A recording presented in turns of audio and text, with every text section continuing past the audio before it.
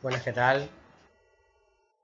Hoy os presento el tema 9 dedicado a las actividades terciarias en la economía desarrollada, es decir, sector terciario, eh, con una especial atención al caso.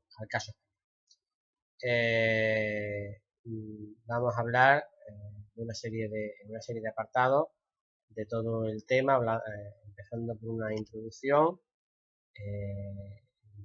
punto 1 hasta el punto 7, en el que hablaremos de la economía española. El punto 1, como digo, es una introducción donde definiremos el sector y las actividades que se incluyen y abordaremos el concepto de terciarización. En el segundo punto ya entramos de lleno en las actividades terciarias. Reiteraremos el tema del sector terciario, introduciéndolo y definiéndolo, qué tipo de actividades se localizan en este sector y dónde se localizan esas actividades terciarias. Evidentemente, llegamos a la conclusión de que se localiza sobre todo en los países desarrollados, como indica el título del tema. Vamos a dividirlo en servicios nodales y servicios asiles. Los servicios nodales, el tercer punto, son aquellos que se reducen en un punto en función del espacio. Pueden ser directivos, de servicio a la clientela, privados o públicos.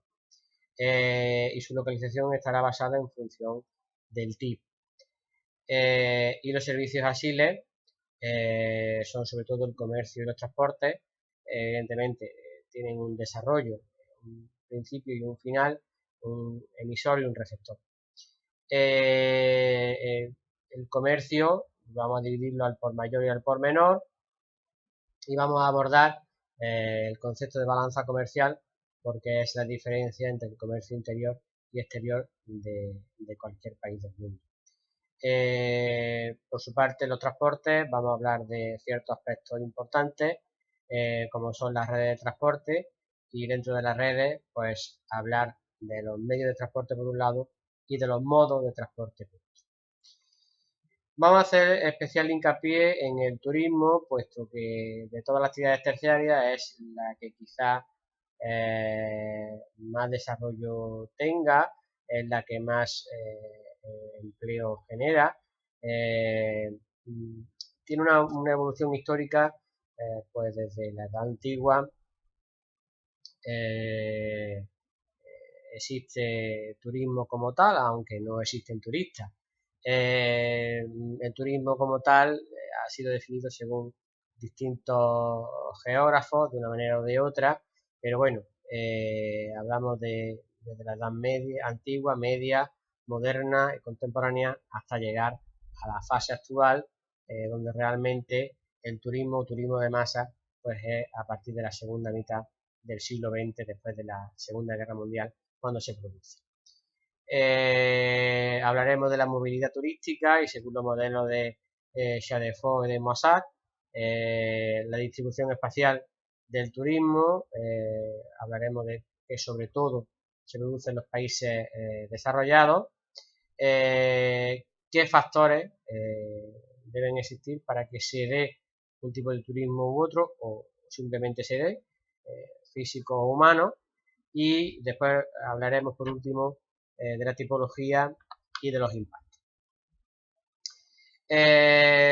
Para empezar podemos tener un turismo individual o un turismo de masa. El turismo de masa está más asociado al turismo que nosotros denominamos de solitario. Pero además también tenemos un turismo cultural, de lo más habitual, como es el urbano, el monumental o el arqueológico, pasando por aquellos tan escatológicos como el funerario, o, en fin, de compras, el etnográfico, el literario, el gastronómico, el enológico, incluso el industrial.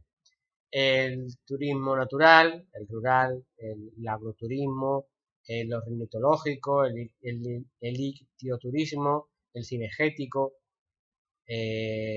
para pasar a un turismo activos, de parques temáticos, deportivos, de aventura, incluso religiosos, espirituales, el turismo de negocios, reuniones y congresos, seminarios, convenciones, viajes, los fan trips, etc. Y el científico. Incluso pues podríamos hablar pues, del turismo espacial, que parece ser que va a ser lo más inmediato dentro de unos años. Y por último, los impactos. Sobre todo económicos, bueno, vamos a hacer dos grandes grupos, el impacto económico y el impacto cultural. Pues dentro del impacto económico, pues cómo depende de la situación económica general, el empleo, la producción, la presión inflacionista, la distribución de la renta, la tasa de cambio, fiscales, los impactos sobre la balanza de pagos, las inversiones públicas, etc. Y los efectos culturales, cómo altera las estructuras sociales, cómo se produce el fenómeno de la aculturación, cómo se produce un mejor conocimiento de otras sociedades y mentalidades, estrecha lazos entre estados, el aprendizaje mismo de idiomas extranjeros, etc. Los efectos sociopolíticos, por ejemplo, pues cómo debe haber un control en la legislación, un control monetario y sanitario, o cómo el turismo no debe hacer que se baje el nivel de protección del medio ambiente. Unos impactos que va a producir unas transformaciones y consecuencias que vemos en el punto 6. Desde el lado de la demanda, pues un aumento considerable. Desde el lado de la oferta, el encarecimiento en los más desarrollados. El último punto, que es el de la terciarización de la economía española, lo mismo que hemos hecho con la agricultura, con la industria, pues hablamos también del sector terciario para hablar de la terciarización de la economía española a través de 4 grandes bloques, como es el comercio, tanto el interior como el exterior, los transportes por carretera, ferrocarril, marítimo y aéreo, las actividades turísticas, un poquito de evolución histórica y cuáles son las grandes zonas turísticas españolas, y otros servicios relacionados con el sector público, con la hostelería, con el ocio, con el tiempo libre o con la tecnología de la información y la comunicación. Con esto damos por concluida la sesión. Muchísimas gracias.